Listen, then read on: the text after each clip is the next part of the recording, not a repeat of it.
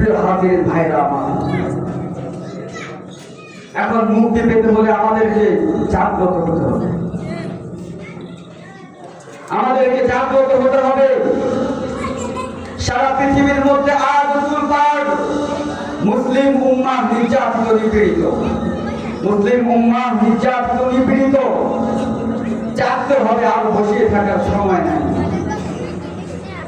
এই তরুণ ছাত্র সমাজ তোমাদেরকে বলি, 47 আন্দোলন হয়েছে, ছাত্র সমাজের নেতৃত্বে আন্দোলন হয়েছে, এই আন্দোলন সফল হয়েছে। শুধু তাই নয়, 71 আন্দোলন হয়েছে, ছাত্র সমাজ যুব সমাজ দ্বারা আন্দোলন হয়েছে। এক পর্যায়ে এসে আমার যুবক ভাইরা 15 শতাধিকেরও বেশি যুবক ভাই বোন বুকের দাদা খুন দিয়ে বাংলার জমিন থেকে জালিম আগ্রাসী শক্তি বেশিরভাগ এই বেশিরভাগকে সংসদ থেকে চুরি করে পালানোর জন্য বাধ্য করেছে। আমার তরুণ ছাত্র ভাইরা, আমার তরুণ যুবক ভাইরা ধুয়ে মুছে এই বাংলার জমিনকে পরিষ্কার করেছেন রক্ত দ্বারা। আমার যুবক ভাইদের আন্দোলনে সফল হয়েছে এই 24-এর আন্দোলন। আমার যুবক ভাইরা এই বাংলার জমিন থেকে আগ্রাসীবাদ এবং যে সমস্ত কূটনৈতিক সংগঠন রয়েছে, অর্থাৎ ভারতের আধিপত্যবাদ বিশাল এক শক্তি স্বৈরাচারের খবর রচনা করেছে।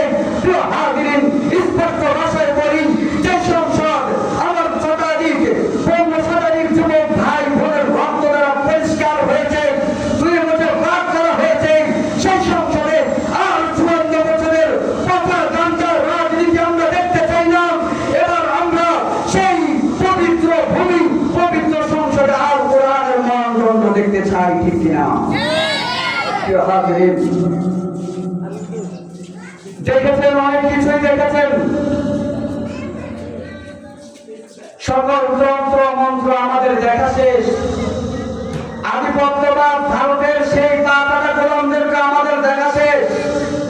পশ্চিমা কালচার বাস্তবায়ন করলে বাংলাদেশকে আমাদের দেখা শেষ। কিন্তু এই বাংলার জমিনে ইসলামের হুকুমত আমাদের এখনো দেখা হয় নাই।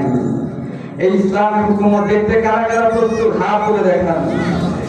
ইনশাআল্লাহ তরুণ ছাত্র সমাজ যদি উচ্চার থাকে, সোচ্চার থাকে, সর্বক্ষণ বাতিলের বিরুদ্ধে সোচ্চার থাকে, এখন আমাদের পূর্ণ সময়, এই সময় যদি আমরা এই বাংলার জমিনকে ইসলামের বাংলা না করতে পারি, এই বাংলার জমিন থেকে আধিপত্যবাদের শক্তি নিরসন করতে না পারি, এই বাংলার জমিনে পশ্চিমারা যেভাবে চোখ উঠতে আছে তাদের চোখ উঠিয়ে দিতে না পারবো, ততদিন পর্যন্ত এই বাংলার মানুষ কখনো শান্তি আর স্বাধীনতা ফিরে পাবে না।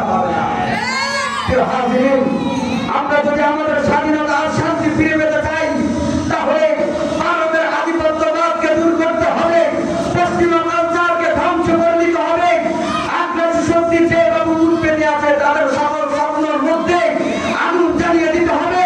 তাদের সব ধর্মের শব্দকে তছনছ করে দিয়ে যদি এক নতুন বিপ্লব ঘটাইতে পারি, সারা বাংলার আনাচে কানাচে যদি আমরা কালেমার পতাকা উড়াইতে পারি, তাহলে আর কখনো এই বাংলাদেশ আমার মায়ের বুক ভারী হবে না, আমার মা কান্না করতে হবে না, আমার ভাইয়ের রক্তে রঞ্জিত আর এই বাংলার ভূমি হবে না।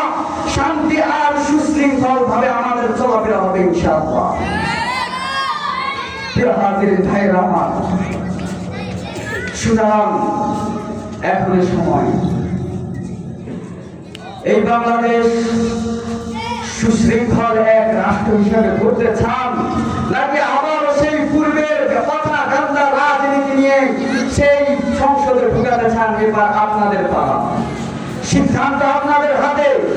শান্তি যদি চান, শান্তির জন্য আল কোরআনের মানদণ্ডের বিপরীতে আর কিছু নাই।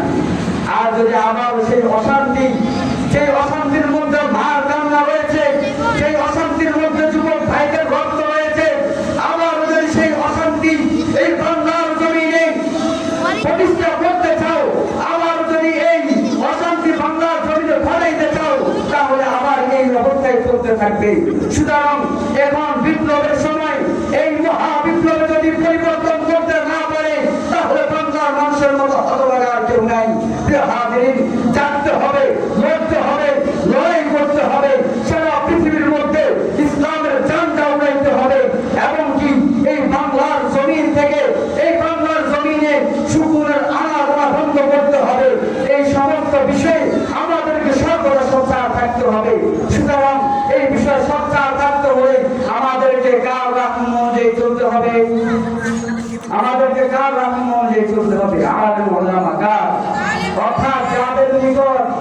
ধ্যান রয়েছে।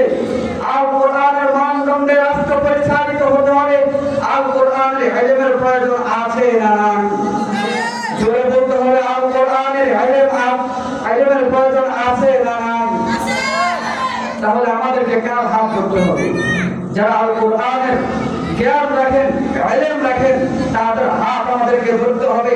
এই বাংলার জমিনে যদি আমরা বিপর্যয় শেষ করতে চাই, এই বাংলার জমিন থেকে যদি আমরা সকলে সবকে ধ্বংস করতে চাই, আধিপত্যবাদদের শক্তি সমূলে ধ্বংস করতে চাই, পশ্চিমা কালচার ধ্বংস করতে চাই, তাহলে আমাদেরকে আল কোরআনের ইলম রাখতে হবে না হবে?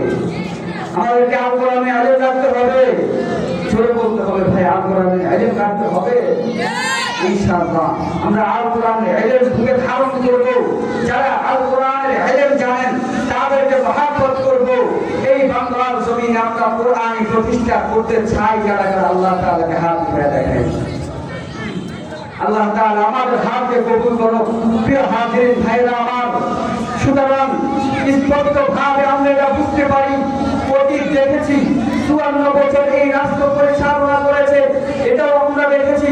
সেই ভারতের আধিপত্যবাদ থেকে দূর হওয়ার জন্য যুগ যুগ থেকে আমার ভাইয়ের কোল খালি হচ্ছে, আমার ভাই রক্ত দিচ্ছে, কিন্তু আজ পর্যন্ত মুক্তি পায় নাই।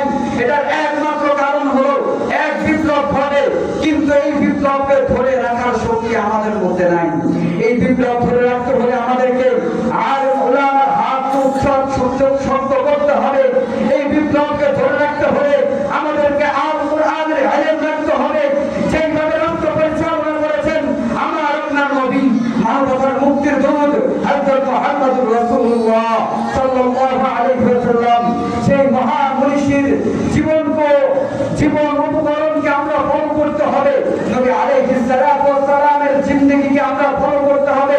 কিভাবে রাষ্ট্র পরিচালনা করেছেন, ব্যক্তির জীবন থেকে, পারিবারিক জীবন থেকে, সামাজিক জীবন থেকে, রাষ্ট্রীয় জীবন পর্যন্ত আমার আপনার নবী মুহাম্মদুর রাসূলুল্লাহ সাল্লাল্লাহু আলাইহি ওয়াসাল্লাম রাষ্ট্র জীবন পরিচালনা করেছেন। ব্যক্তি জীবন, সামাজিক জীবন, রাষ্ট্রীয় জীবন সবকিছু প্রতিষ্ঠা করেছেন, সবকিছু দেখিয়েছেন। এখন আমরা তার রাহনুম অনুযায়ী চলতে হবে, আল্লাহ রাসূলের রাহনুম অনুযায়ী চলতে হবে। যদি আমরা নবী আলাইহিস সালাতু ওয়াস সালামের রাহনুম অনুযায়ী চলতে পারি, তাহলে সার্থক হবে আমাদের এই জীবন। যদি এই 24-এর পরে, 71-এর পরে, 47-এর পরে আমার যুবক ভাইরা তাজা ঘুম দিয়েছে এই বাংলার জমিনে ইনসাফ প্রতিষ্ঠা করার জন্য, ন্যায় বিচার প্রতিষ্ঠা করার জন্য, মাকে মায়ের অধিকার ফিরিয়ে দেওয়ার জন্য, ভাইকে ভাইয়ের অধিকার ফিরিয়ে দেওয়ার জন্য, বোনকে বোনের অধিকার ফিরিয়ে দেওয়ার জন্য, যদি এই সমস্ত আন্দোলনের পরে, এই সমস্ত বিপ্লবের পরে নবী আলাইহিস সালাতু ওয়াস সালামের পথ অনুসরণ করা যেত, আল কোরআনের মানদণ্ড অনুযায়ী যদি এই সমস্ত বিপ্লব করা যেত, এই সমস্ত বিপ্লবের পরে যদি নবী আলাইহিস সালাতু ওয়াস সালামের পথ অনুযায়ী এই সমস্ত বিপ্লবের উপর আমরা অটল অবিচল থাকতে পারতাম, তাহলে এই 25-এ এসে আবার হাঙ্গামার সৃষ্টি হতো না। ভারতের আধিপত্যবাদ এই বাংলার জমিনে এসে আমার আপনার প্রাণপ্রিয় এক ভাই ওসমান হাদিকে শহীদ করার সাহস পাবো না, পেতো না। এই বাংলার জমিন যুগ যুগ ধরে মানুষের মানব সভ্যতার আকল দিয়ে চলেছে। কার আকল দিয়ে? মানব সভ্যতার আকল দিয়ে। পশ্চিমারা যে এজেন্ডা বাস্তবায়ন করে তাদের বিচার, আচার, সালিশ দরবার সবকিছু নিজেদের বানানো তৈরি। এই সমস্ত সালিশ দরবার তারা নিজেরাই তৈরি করেছেন। সুতরাং এই সমস্ত সালিশ দরবার দিয়ে কখনো শান্তি আর মুক্তি ফিরাতে কেউ পারে নাই। ইনশাআল্লাহ আজিজ মানব সভ্যতার আইন আদালত দিয়ে কখনো এই বাংলার জমিনে শান্তি আর মুক্তি মিলবে না। যদি এই বাংলার জমিনকে শান্তি আর মুক্তি মিলাতে হয়, তাহলে আমাদেরকে এক তলোয়ার দিকে তাকাতে হবে, আর তা হলো আল কোরআন। আল কোরআনের মানদণ্ডের বিপরীত